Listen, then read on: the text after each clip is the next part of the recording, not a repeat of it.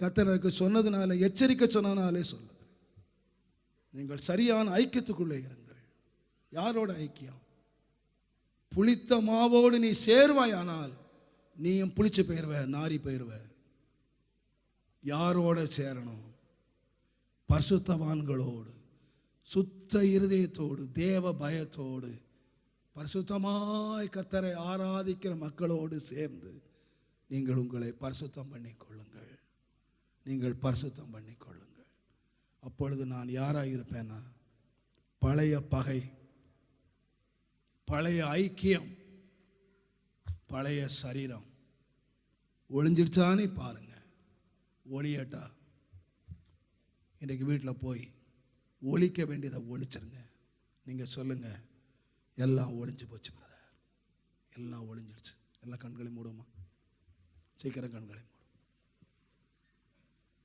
நீங்கள் ஆண்டவரை பார்த்து சொல்லணும், ஒருவன் கிறிஸ்துவுக்குள் இருந்தால், பிரதர் ஏசிய சபைக்குள்ள யார் வேணுமானால் இருக்கலாம்,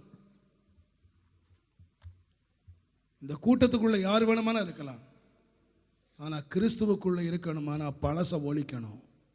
பழச ஒழிக்காம நீ கிறிஸ்துவுக்குள்ள இருக்க முடியாது. கிறிஸ்துவுக்குள்ள இல்லாம நீங்க உயிர் தழவே முடியாது. நான் சொல்லுகிற வார்த்தை கடினமாக இருந்தாலும் என்னுடைய உள்ளத்தின் வேதனையை கர்த்தர் அறிவார். என் உள்ளத்திலே ஆண்டவர் உண்டாக்கி கொண்டிருக்கிற கிரியை தேவன் அறிவார்.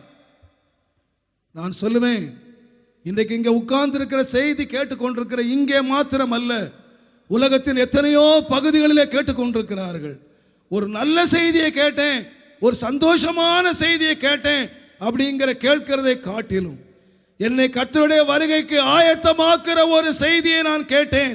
என்னை ஆயத்தமாக்கணும், என்னை அழிக்க வேண்டியதை அழிச்சு, ஒழிக்க வேண்டியதை ஒழிச்சு, தூக்கி எறிய வேண்டியதை தூக்கி எரிச்சு, என்னை பரிசுத்தமாக்குற ஒரு செய்தியை கேட்டு நான் பரிசுத்தமானேன் என்று நீங்கள் சொல்லுவீங்கன்னா, என் தேவன் எனக்கு இந்த செய்தியை கொடுத்த நோக்கம் நிறைவேறும் என்று நான் நினைக்கிறேன். ஆகையினால் இன்றைக்கு பழையவைகள் எல்லாம் ஒழித்து எல்லாம் புதிதாகி மகிமை